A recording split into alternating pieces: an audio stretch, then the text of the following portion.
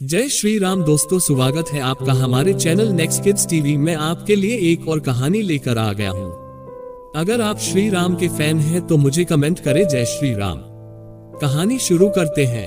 भैया 1 किलो कूटू, 1 किलो सिंघाड़ा, सेंधा नमक, वृद्ध के चावल, साबूदाना 2 किलो कर दो और यह चिप्स व्रत किया गया। और तो ही व्रत की नमकीन, चिप्स, पापड़, ये सभी 5-5 पैकेट करीब 2 अन्य। गायत्री तू कुछ खरीद नहीं रही? तूने भी तो नवरात्रि व्रत रखे। नहीं भाभी, व्रत में ये और मैं इतना कुछ नहीं खा पाते हैं, बस थोड़ी से आलू ले लूंगी, वही युवा लूंगी। चल ठीक है, वही ने सामान पैक कर दो और ये आपके पैसे। गायत्री ये 2 ठेले उठा लेगी क्या? हाँ भाभी जी, सामान मुझे पकड़ा दो, बस त्योहार आने की देर है पर खुले जाता है। मैंने तुम्हारी जेब से करीब 20,000 रुपए अलग ले लिए थे कि नवरात्रि पूजन के लिए काम आएंगे, कन्या पूजन में बांटने के लिए सामान भी तो लेना है। गायत्री काम कर, सामने बर्तन की दुकान पर चलते सोच रही हूँ कन्याओं को स्टील की डिबिया बांट दूंगी। भैया ये 1 दर्जन। दीपिका से गायत्री तो कुछ खरीदेगी कन्याओं को देने के लिए? नहीं भाभी, अभी ने आप खरीद लो। चल मेरी तो नवरात्रि की शॉपिंग हो गई। लिए पक्के ये थे आले। रिक्शा भी नहीं मिल रहा है, जरा देख वहाँ रिक्शा कोई नजर आता है तो मैं बहुत थक गई हूँ। दोपहर के समय सुधा अपने साथ काम पर लगा लेती, वो बेचारी जेठानी को मना भी नहीं कर सकती थी। दोनों के घर पास थी, इसीलिए सुधा कर गायत्री को काम के बहाने बुला लेती थी।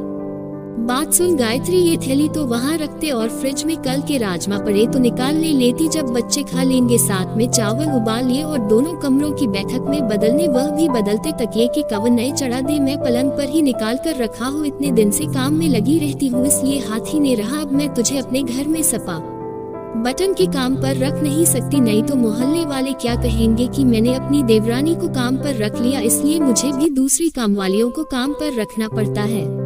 मैं तो तुझे अच्छी पगार दे देती, मैं तो भूल ही गई बच्चे स्कूल से आने वाले होंगे।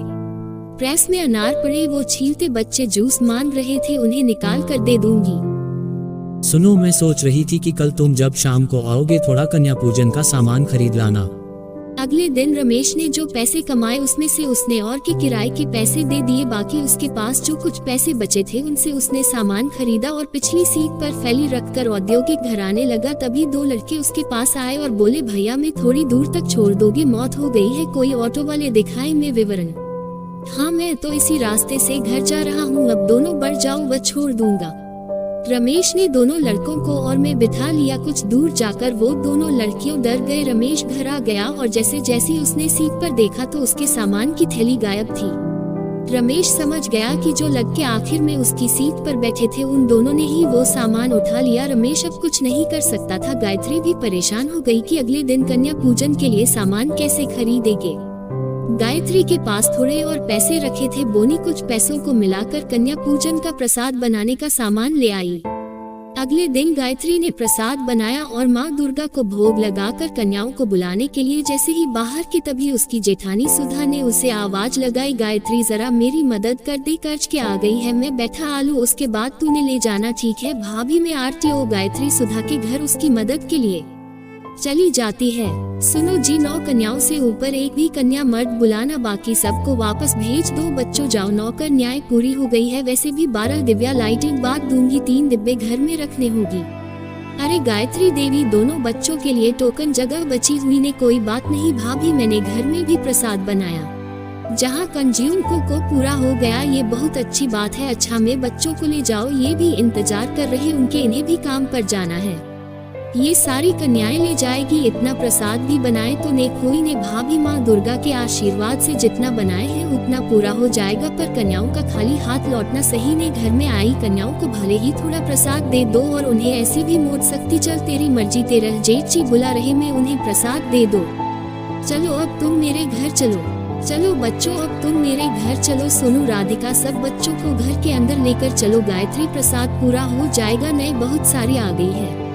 माँ दुर्गा की इच्छा होगी तो जरूर पूरा होगा। सोनू राधिका बच्चों से जयकारा बुलवा। गायत्री की दोनों बच्चे सोनू और राधिका माँ दुर्गा के नाम का जयकारा लगाते हैं। गायत्री और रमेश में बच्चों के साथ माँ दुर्गा के नाम का जयकारा लगाते हैं। जयकारा शेरावाली डा बोल, 7 बाद की जयकारा शेरावाली डा बोल, श्रोच दरबार की जय।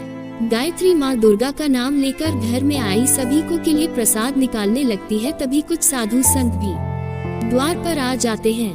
व्रत दुर्गाष्टमी का दिन है। साधु बाबा को माँ दुर्गा का प्रसाद क्यों? गायत्री द्वार पर साधु संत महात्मा आए हैं, के लिए भी प्रसाद निकालना है। सब कैसे होगा ये? दुर्गा माँ आप तो अंतर्यामी हूँ, मैं आपका नाम लेकर प्रसाद सब में बांट रही हूँ, मेरी प्रसाद में पर कर देना। जय दुर्गा मैया। गायत्री की प्रार्थना माँ दुर्गा तक पहुँचती और माँ दुर्गा चमत्कार से गायत्री के द्वारा दुर्गाष्टमी के लिए बनाए गए प्रसाद में बढ़ोतरी करने लगी। इधर गायत्री बर्तन में से हलवा पूरी निकालती तो उधर माँ दुर्गा अपने चमत्कार से बर्तनों को फिर से भर देती। गायत्री मन ही मन बहुत खुश थी। बच्चे से गायत्री और महेश ने कन्या पूजन किया, साथ ही सब साधु संतों ने भी भरपेट प्रसाद खाया। सभी भोजन से तृप्त होकर गायत्री के परिवार को आशीर्वाद देकर खुशी खुशी गए कि दुर्गा माँ मैं जानती हूँ ये सब आपके लिए आशीर्वाद का फल है, आपके चमत्कार से मेरे बटन खाली नहीं हुए, प्रसाद से भरी रहे जी। माँ दुर्गा की शक्ति अपार है, देखो बर्तनों में अभी भी प्रसाद बाकी है। गायत्री तुम ठीक कह रही हो, माँ दुर्गा ने कोई चमत्कार जरूर किया है, तभी थोड़ा सा प्रसाद इतना ज्यादा हो गया। तोमर बच्चे मिलकर प्रसाद खाओ, तब तक मैं भाभी को भी थोड़ा प्रसाद देकर आती हूँ। गायत्री टिफिन भरकर प्रसाद जब सुधा के घर ले गई तो सुधा प्रसाद देखकर हैरान रह गए। गायत्री थोड़ा सा प्रसाद इतना हो गया कि तो मुझे बीती ने आगे, ये तो बहुत चौंकाने वाली बात है, मैंने तो इतना ढेर सारा प्रसाद बनाया फिर भी हम घर के लोगों को पुरानी पड़ा। कुछ लोग प्रसाद मांगने आई तो मैंने उन्हें खाली हाथ लौटा दिया, तेरा थोड़ा सा प्रसाद कैसे पूरा हो गया? भाभी सब माँ दुर्गा की कृपा से अच्छा मैं चलती हूँ, आप सभी प्रसाद खा लेना। गायत्री सुधा को प्रसाद देकर घर लौटा दी है। उस दिन माँ दुर्गा के चमत्कार से सचमुच गायत्री के घर के भंडार भर गए। धीरे धीरे रमेश के काम में भी वृद्धि हुई और अब उनकी आर्थिक स्थिति में भी सुधार हो गया। के पीछे एक ही वजह थी और वो ये कि गायत्री ने निस्वार्थ भावना से सच्चे मन से नवरात्रि व्रत किए और दुर्गा अष्टमी की पूजा की।